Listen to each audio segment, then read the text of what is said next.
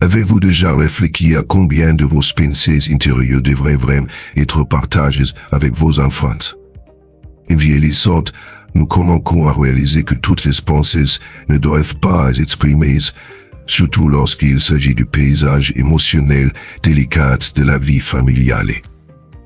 Dès que nos enfants entrent dans ce monde, nous forgeons un lien incassable rempli d'amour et d'engagement, souvent mettant leurs besoins avant nos propres rêves. Bien que cette connexion soit inestimable, il est essentiel de reconnaître que certains sentiments, en particulier ceux teintés de frustration ou de regret, peuvent les alourdir involontairement. En partageant trop de notre poids émotionnel, nous risquons de leur imposer des responsabilités injustes, les faisant se sentir obligés de porter nos fardeaux.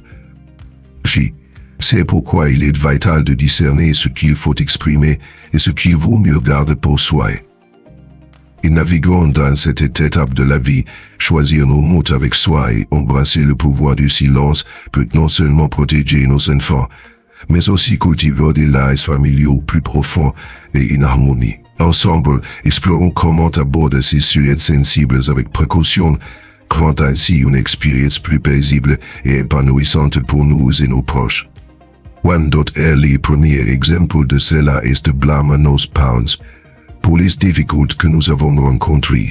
Vous avez pu être pense, si mon père avait travaillé plus dur, j'aurais eu plus d'opportunités, ou si ma mère avait été plus ambitieuse, j'aurais rempli davantage. Ces pensées sont compréhensibles, mais elles ne sont pas utiles. Se concentrer sur ce qui aurait pu être fait différemment ne fait que générer de la frustration et nous empêche de vivre pleinement le présent. Au lieu de se concentrer sur les erreurs ou les choix de nos parents, il est important d'accepter que chacun a fait de son mieux avec ce qu'il avait. Le passé ne peut pas être changé et chercher quelqu'un en à blâmer n'aidera pas à construire un avenir meilleur. Ce qui compte, c'est de se concentrer sur vos propres décisions et sur ce que vous pouvez faire maintenant pour vivre la vie que vous désirez, sans s'accrocher à ce qui est déjà derrière. Lorsque vous parlez mal de vos parents à vos enfants, cela peut faire plus de mal que de bien. Vous envoyez le message qu'il est acceptable de garder des rancunes et d'oches et de blâmer les parents pour les difficultés de la vie. Cela crée un cycle dangereux où la culpabilité se transmet de génération en génération. Vos enfants pourraient commencer à penser que vous aussi auriez pu faire plus pour eux ou leur offrir une vie meilleure. En fin de compte, personne ne tire profit de ce type de pensée, et cela ne fait que vous empêcher de trouver la paix avec le passé et d'accepter la vie que vous avez eue. Il est important de se rappeler que chaque génération fait face à des défis différents. Vos parents ont fait de leur mieux avec ce qu'ils savaient. Blâmer vos parents pour vos problèmes vous prive de la chance de prendre la responsabilité de votre propre vie. Lorsque nous acceptons que nos parents étaient tout aussi imparfaits que nous sommes point du point du ressentiment et montrons d'avance qu'il est important de prendre la responsabilité de leur propre choix.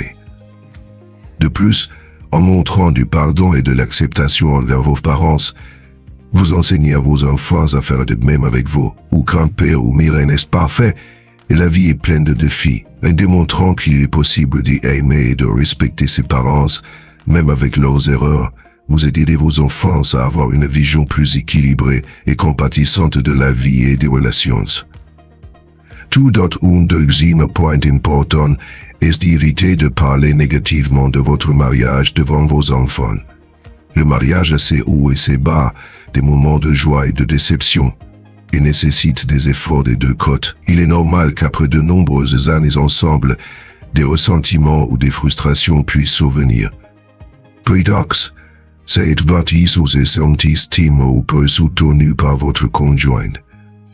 Ces sentiments sont réels, mais il est important de réfléchir à l'impact que vos mots auront lorsque vous les exprimerez à vos enfants, surtout en vieillissant.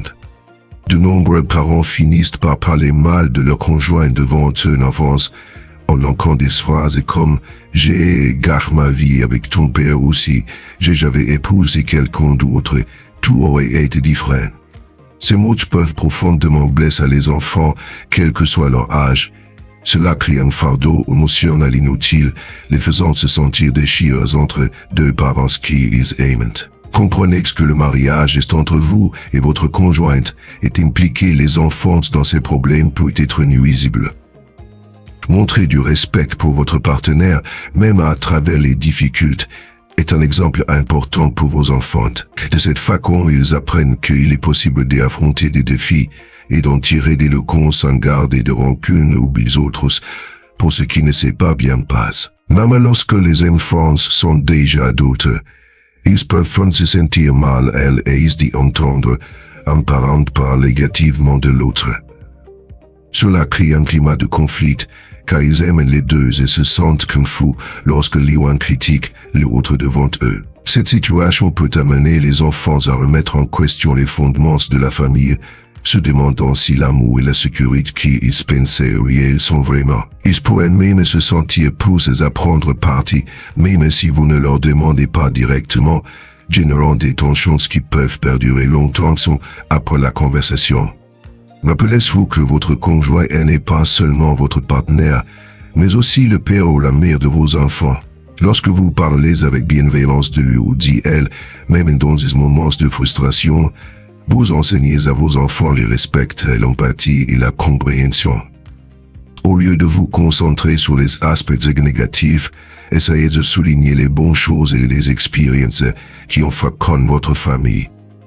Et qu'on en fait. Par exemple, au lieu de dire quelque chose de négatif, vous pourriez dire « Votre père n'a peut-être pas été le plus ambitieux, mais il vous a toujours aimé et travaillé dur pour nous soutenir, ou votre mère avait ses défauts, mais elle a toujours mis la famille en premier. » En agissant ainsi, vous montrez à vos enfants que les relations sont complexes et nécessitent de la patience, de l'engagement et du pardon. En agissant de cette manière, vous aidez vos enfants à développer une vision plus saine de ce que sont l'amour et l'engagement, ce qui sera important dans leur propre relation.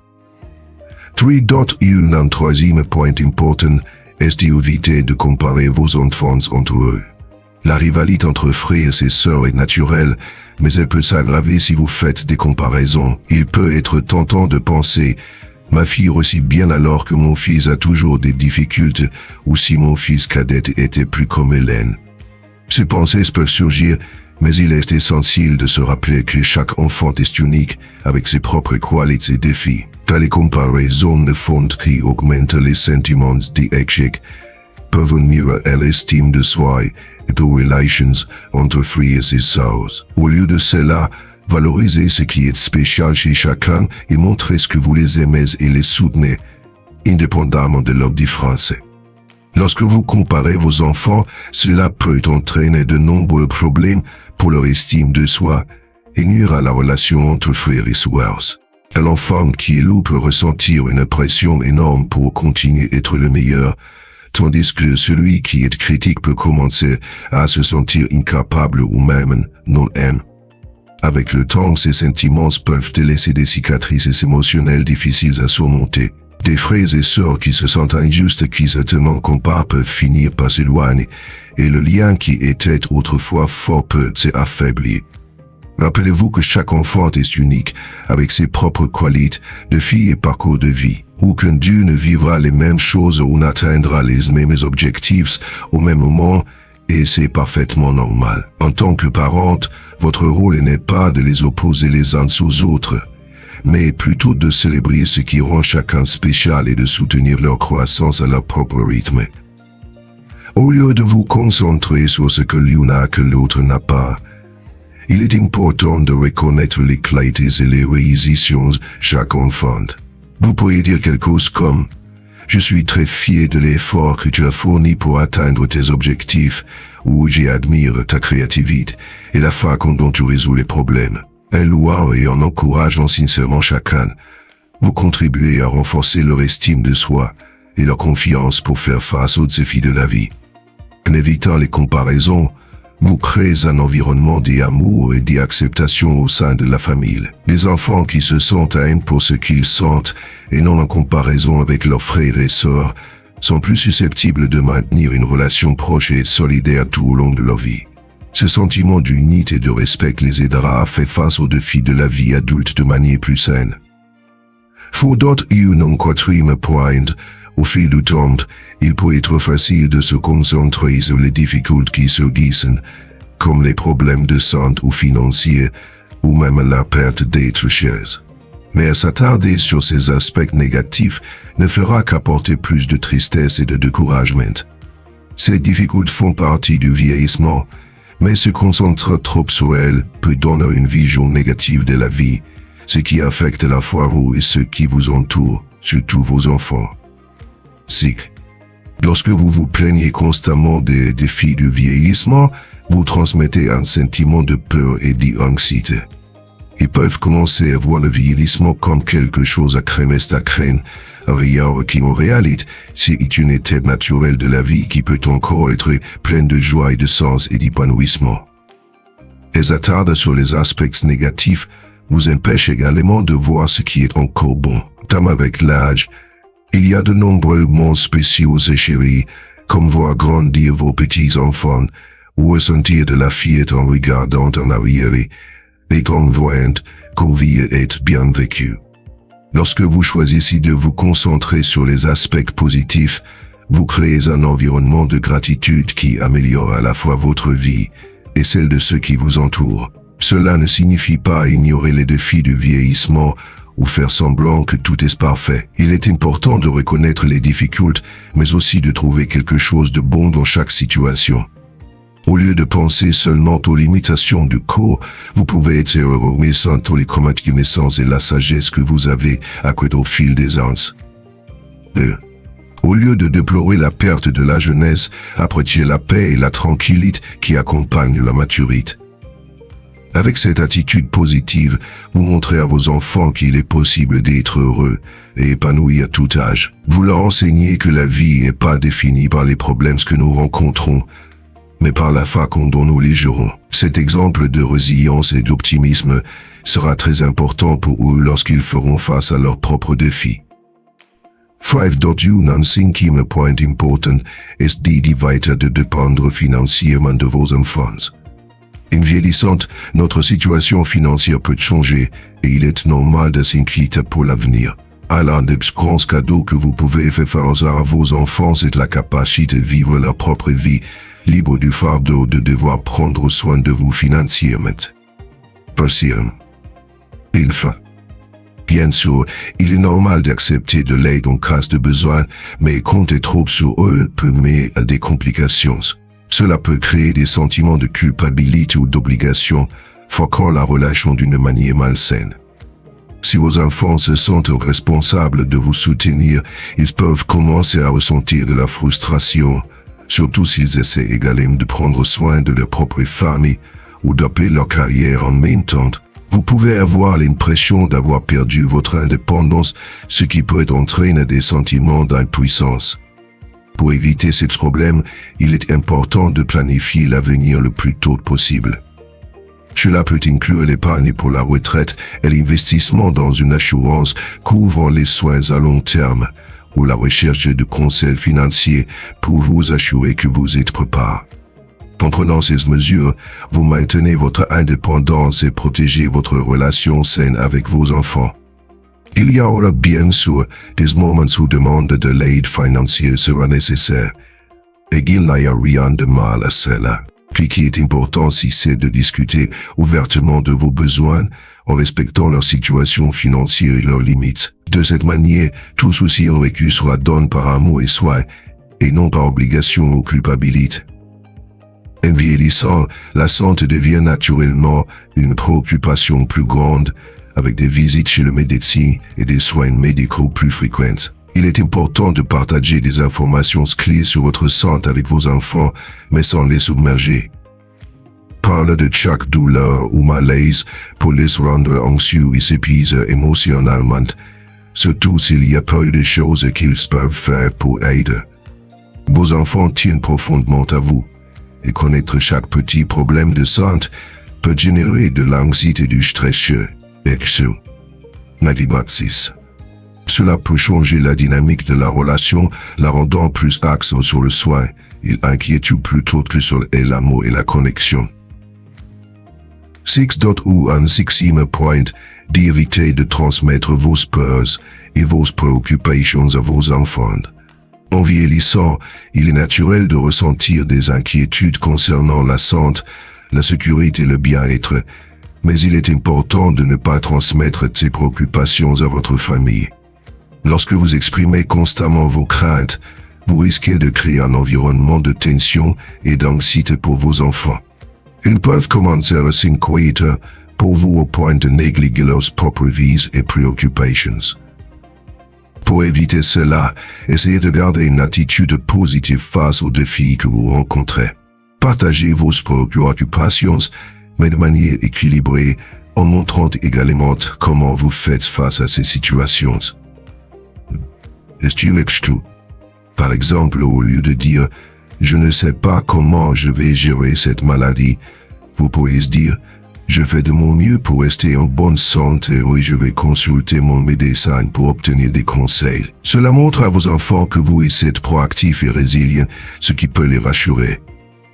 Il est également bénéfique de leur parler des stratégies que vous utilisez pour gérer vos peurs, que ce soit par la méditation et l'exercice ou la recherche de soutien social.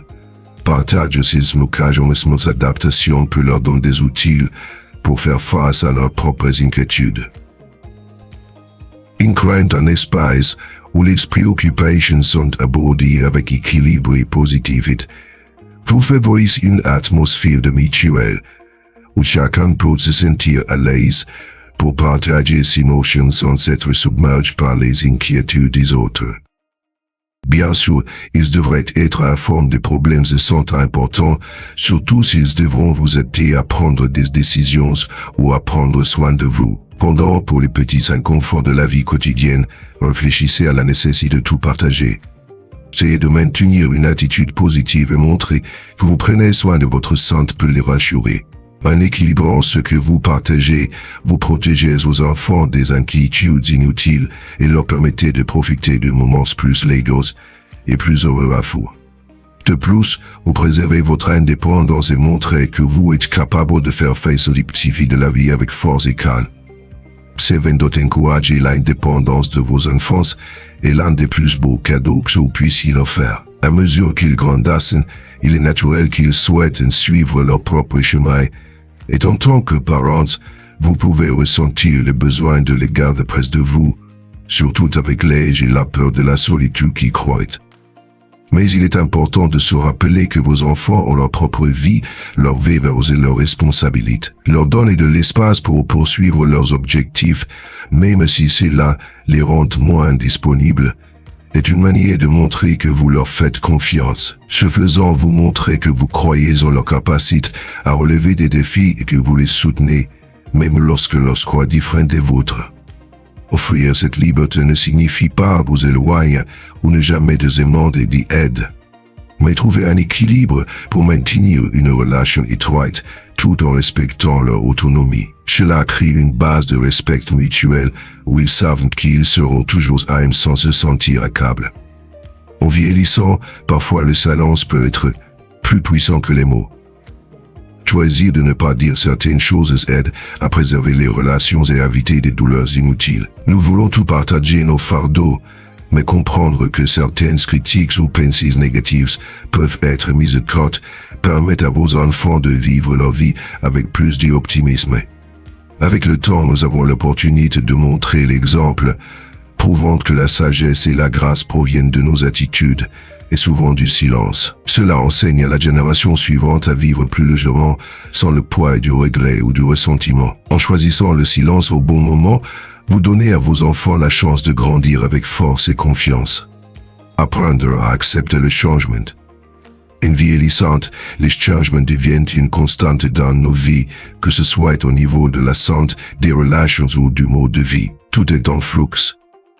Il est naturel de ressentir une résistance à ces changements, mais apprendre à les accepter peut apporter une nouvelle perspective et de la paix. Accepter le changement signifie reconnaître que la vie est un voyage rempli de hauts et de basses. Parfois, nous pouvons nous sentir nostalgiques du passé, mais il est essentiel de se rappeler que chaque phase apporte ses propres opportunités joyeuses. Cela ne signifie pas ignorer les défis, mais plutôt affronter le changement comme une partie naturelle de la vie.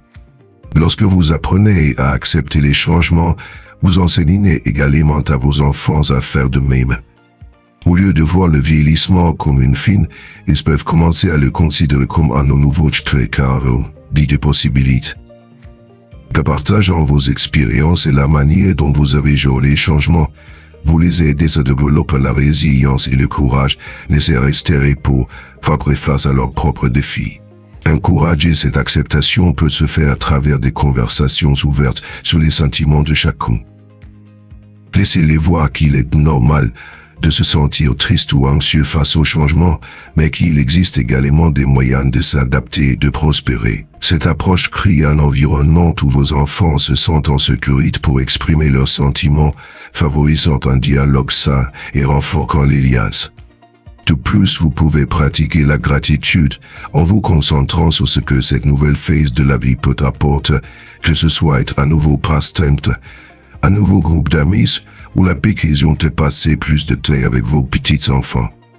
Reconnaître et apprécier les bonnes choses qui accompagnent le changement peut apporter un sentiment de paix et d'épanouissement. Apprendre à accepter le changement améliore non seulement votre qualité de vie, mais certes également d'exemples puissants pour vos enfants, leur montrant que la vie est une série de transformations et qu'il est possible de vivre chacune d'elles avec amour et joie. Pour nous, le pouvoir des mots non prononce pourquoi le silence peut être un cadeau. Dans notre monde rapide et hyper-connecté, où chaque pensée et sentiment est souvent partagé d'un simple clic, il est facile de négliger le pouvoir profond du silence. Nous vivons dans une culture qui célèbre l'expression vocale, nous encourageant à exprimer nos opinions, nos sentiments et nos frustrations. Cependant, à mesure que nous vieillissons et accroissons de la sagesse, nous comprenons parfois que le plus beau cadeau que nous puissions offrir surtout à nos enfants est le pouvoir des mots non prononcés. Lorsque nous pensons à la communication, nous pensons souvent au dialogue, des conversations remplies de mots, de rires et d'échanges occasionnels. Mais la vérité est que le silence peut avoir tout autant de poids, sinon plus. C'est dans ces moments calmes que nous pouvons réfléchir à nos pensées et sentiments sans la pression de les articuler. Le silence nous permet de traiter des émotions complexes, favorisant une compréhension plus profonde de nous-mêmes et de nos relations. Un aspect clé de l'acceptation du silence est de reconnaître que toutes les pensées n'ont pas besoin d'être partagées, surtout avec nos enfants. Dès qu'ils entrent dans nos vies, nous investissons tant d'énergie à les nourrir et à les protéger, partageant souvent nos rêves et nos aspirations. Cependant, à mesure que nous traversons les défis de la vie, il peut être tentant de leur décharger nos fardeaux. Bien que notre intention puisse être de partager nos expériences, nous risquons de placer un poids émotionnel sur leurs épaules qu'ils ne peut être pas à sa portée. Imaginez un scénario où un parent aux prises avec un licenciement exprime constamment ses peurs et ses frustrations à son enfant adolescent. Bien qu'il y soit naturel de chercher du soutien, cela peut amener l'enfant à se sentir responsable du bonheur ou du bien-être de son parent. Au lieu de favoriser un lien de soutien, cela crée une dynamique où l'enfant peut se sentir obligé de recombler par problème de son pérenne en tant qu'anxiété et culpabilité. Dans de tels cas, le silence peut servir de barrière protectrice, protégeant nos enfants de troubles émotionnels qu'ils ne devraient pas avoir à affronter. Ainsi, le silence peut être un puissant enseignant. Lorsque nous choisissons d'écouter plutôt que de parler, nous ouvrons la porte à la compréhension et alors une partie. Les enfants apprennent en observant. En pratiquant le silence et en réfléchissant à nos sentiments, nous modélisons l'intelligence émotionnelle. Ils voient qu'il est acceptable de faire un pas en arrière et d'évaluer les situations avant de réagir. Dans un monde où la gratification instantanée est la norme, cette pratique peut les aider à développer la patience et la résilience. En outre, le silence favorise l'intimité. Il y a quelque chose de profondément connectant dans le fait de partager un moment de silence avec un être cher, que ce soit assis ensemble dans un silence confortable ou simplement se tenant par la main. Ces expressions non verbales parlent souvent plus fort que les mots. SICAC. Elles créent un espace pour nos enfants, leur montrant qu'ils sont aimés et acceptent tels sont. Dans une société qui exige souvent performance et perfection, ces moments d'assurance silencieuse peuvent être incroyablement grands. De plus, embrasser le silence peut améliorer notre propre bien-être mental et émotionnel. Il nous offre l'opportunité de l'auto-réflexion, nous permettant de nous reconnecter avec notre moi intérieur. Dans des moments de silence, nous pouvons pratiquer la pleine conscience, la gratitude et la contemplation. Cela peut conduire à un esprit plus clair et à un cœur plus paisible, ce qui bénéficie finalement à nos relations. Lorsque nous abordons les conversations dans un état de calme et de clarté, nous communiquons de manière plus efficace et significative. Dans le contexte familial, le pouvoir des mots non prononcés peut également se manifester dans la façon dont nous gérons les conflits. Au lieu de réagir avec colère ou frustration, prendre un moment de silence pour respirer et rassembler nos pensées peut mener à des résolutions plus saines. 5. En choisissant de rester calme, nous créons un environnement qui encourage la compréhension plutôt que l'escalade. Nos enfants apprennent à l'importance de la régulation émotionnelle, leur fournissant des outils pour gérer leurs propres conflits à l'avenir. En conclusion, bien que les mots soient sans aucun doute une partie vitale de notre communication, nous ne devons pas sous-estimer le pouvoir du silence. Il nous permet de protéger nos enfants des fardeaux inutiles, favorise l'intelligence émotionnelle, renforce les connexions et améliore notre propre bien-être. En embrassant le cadeau des mots non prononcés, nous pouvons cultiver un environnement familial nourrissant où l'amour et la compréhension prospèrent.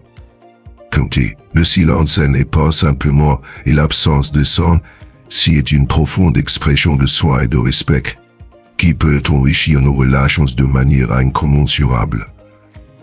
Alors que nous concluons cette exploration des suites secrètes qui peuvent transformer nos relations en l'enfance, il est essentiel de se rappeler que la sagesse que nous partageons est tout aussi importante que les mots que nous choisissons de ne pas dire.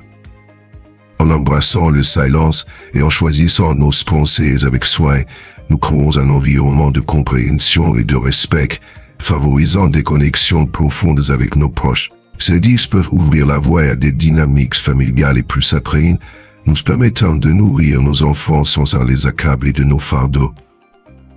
Si vous avez trouvé de la valeur dans cette vidéo et dans les idées partagées, veuillez prendre un moment pour y aimer et la partager avec d'autres qui pourraient bénéficier de ces connaissances.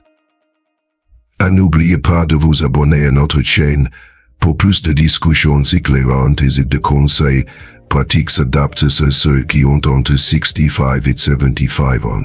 Continuons ce voyage ensemble en embrassant le pouvoir des mots non prononcés et en renforçant nos liens avec nos familles. Merci de votre attention.